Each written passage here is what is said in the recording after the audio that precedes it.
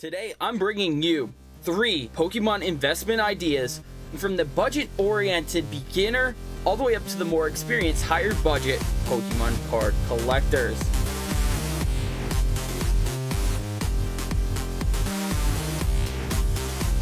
What's up, everyone? If this is your first time here to the channel, I'm Cody from Celtics Pokemart. If you'd like to support the channel or the store, we have a link to our store in the description below where you could head on over there to do that. Now, these are 3 ideas that I personally would actually buy myself. So I'm not just trying to sell you an idea. I'm not just pushing off ideas to you guys that I want to do myself.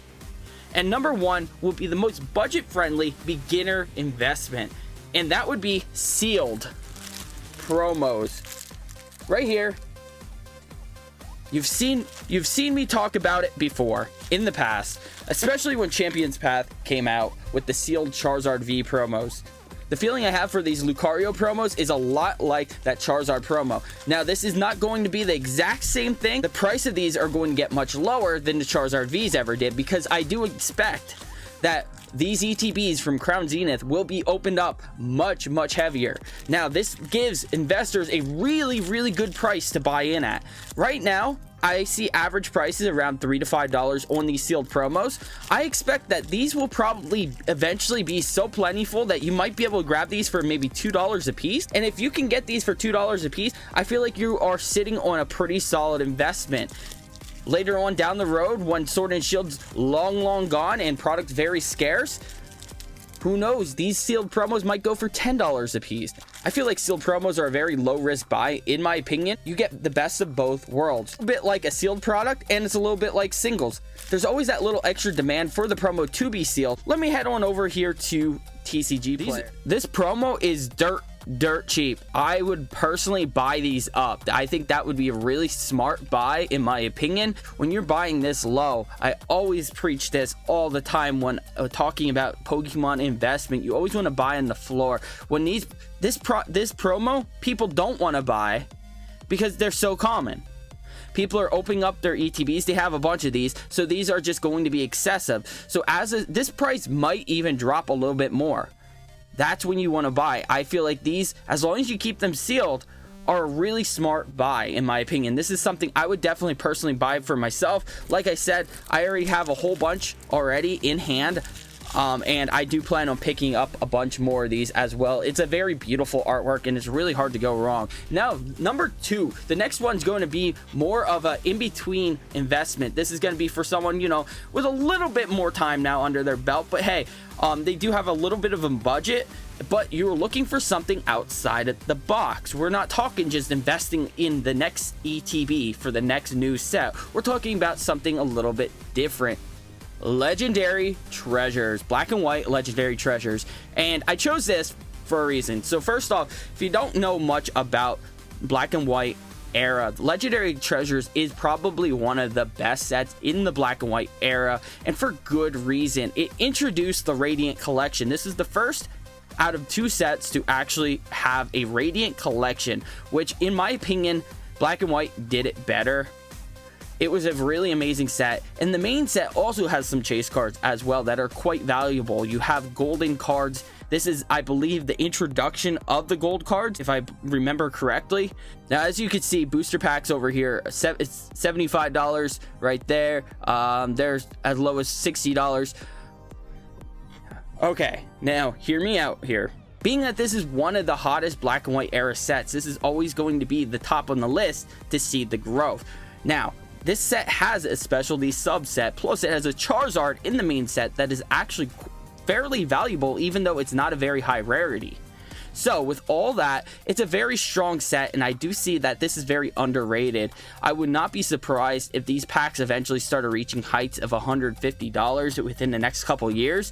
I think this is actually undervalued, and like I said here, there were some sales as low as $60. I personally like to buy these up whenever I find deals. I'm always looking for deals. Now you might ask yourself, oh well, I don't like to buy vintage. I'm afraid of reseals and Wade packs. You're good here. First off, there might be a minuscule margin of people that are stupid enough to try to reseal a black and white era pack. I feel like for someone to commit to doing something so scummy why do it for something worth $60 to $75 when you could literally just do it with a Wizards of the Coast pack? And I already actually did cover a video of a resealed pack and kind of went over the signs in a YouTube short that I made earlier, so definitely check that out if you haven't seen that before, because I actually was a victim of buying a resealed pack that was claimed to be case fresh.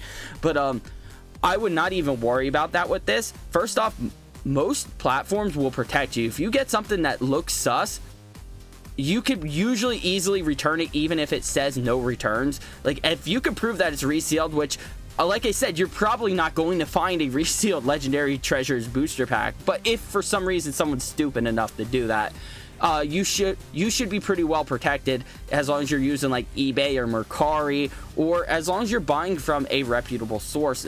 Any reputable source will back up that product. If I sold this booster pack, I'm going to guarantee that it's authentic, okay? I would not risk my reputation to sell a fake booster pack. And there are a lot of businesses that, as long as you know that they're trusted businesses, you know they'll take care of you. Make sure you are buying from good sellers, obviously. But next, you might think about the weighing. Okay, we're getting to vintage territory here. We're talking about packs that are no longer $5, $10 a piece. We're talking about packs that are $60, $70, $75. I think I saw sales over $80 on these packs even. I don't know, maybe just some packs were mintier. I don't know. But anyways, nobody's weighing these, because there are people that will try to weigh these. But nice thing about Legendary Treasures is, first off, these do have code cards in it. If you didn't know, code cards are thicker and thinner for a reason.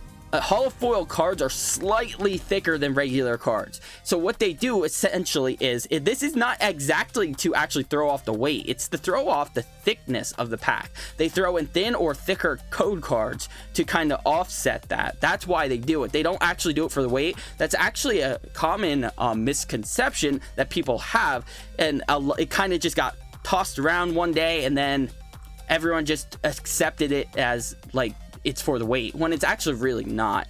The code cards are thicker because I don't know if you actually remember back in the good old days, WotC era, back in 2000, if you walked into your card store, you could bend your booster packs. And the stiffer booster packs had hollows in. That's actually how you used to weigh packs back in the day. I actually remember going into card stores with my friends when we used to collect Yu-Gi-Oh! And Pokemon. And if you were to bend a couple packs next to each other, you take the stiffest pack and you usually had a hollow foil. So that's kind of actually where this even came from. People used to do that back in the day. They would bend the packs, not like bend, but like a slight, slight pressure, and you can actually tell without even weighing the booster pack. So with that said, the fact that this also has a Radiant collection, there's a chase card in each spot.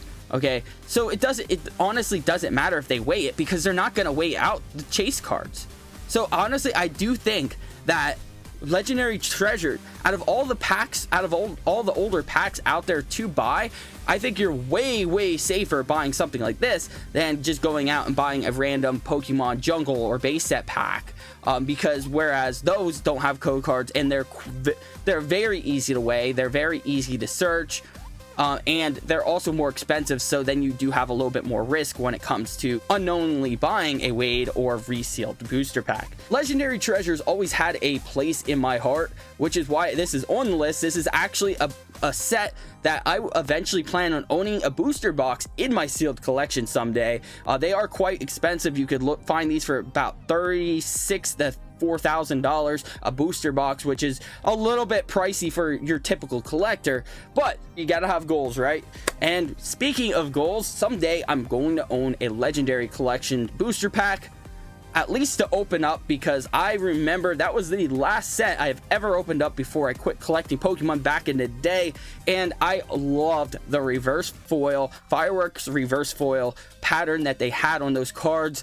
I wish I would have had my childhood collection, because I had so many really amazing cards, and I want to add some more of those to my collection. Those reverse foils are something that we don't come by very often. When I do buy collections, old childhood collections, I don't see very many Legendary collections ever. That and E-Series, those are some very scarce cards to come across when you are buying these old collections. That is my third and final investable product. Legendary Collections booster pack. Now, I am not setting my heights as high as owning a booster box of these. I would not trust buying a booster box of these because I feel like with how expensive these are, I don't remember I think the last time I saw a booster box of these go for maybe like $50,000, but with something that expensive, I'd be really terrified of being scammed. But anywho, Legendary Collection is a beast of a set. It's a reprint set meant for players, but it has the reprints of some of the most playable Pokemon in the TCG from the WotC era days, and it was just absolutely insane. You had all the evolutions, you had the base set starters, some beautiful promos reimagined into the set, and with those beautiful fireworks reverse holo foils, this set was an absolute banger. And quite frankly, I think this is, out of all of the WotC era booster packs, the first gen booster packs, I think this is one of the safer ones to buy, as long as you know that your pack is not resealed. Because if people are weighing these out, it doesn't even matter, because guess what, the biggest chase cards are all in the reverse holo spot. Now, the big chase card in this set obviously is Charizard. If you have a reverse holo Charizard from this set and it grades a PSA 10, you could be looking up to $50,000 or so, depending on the last sold copies. The prices always are fluctuating, but I've seen prices as much as $50,000 on this card. It's absolutely insane, and I'd go crazy to open up a pack. Been looking at buying into one of these, and now as you can see here, we do have some weird, the prices do fluctuate a lot. We have as low as $999. I've seen prices as low as $800 already. So right here it says market price $1,400. If you were to buy this, just make sure you're buying at the correct price and from a reputable seller. That's the big issue here. So this could be a good investment, but now, as long as you're not overpaying. Personally, I don't think it's worth paying $1,400 for this pack. I've actually seen blisters go for $1,400 that have these in it, and they're guaranteed to not be weighed. So just keep that in mind. I would say if you're looking for a loose pack, $800 to $900 is probably the optimal price to pay for this. This is something I will own someday. So I'm not just telling you, hey, you should buy this. I'm saying, hey, I want to buy this. And I personally, I don't take buying expensive Pokemon products lightly. So if I'm willing to buy it, and it must be a pretty solid buy. So those are 3 outside of the box Pokemon investments for you guys. Now, as always, everything I do say, take that with a grain of salt. This is my opinion. You don't, just because I feel a certain way about these products doesn't mean you have to feel the same way. It doesn't mean you have to buy them just because I would buy them. So please keep that in mind. Buy what you want to buy, collect what you want to collect. I want to know in the comments below what you think about these products. Do you agree that Legendary Collection and Legendary Treasures are some solid sets to buy? Do you think buying sealed promos is a smart hold? I want to know in the comments below. As always, everyone, I really appreciate the support. Let's make Lake Charizard and keep this passion burning.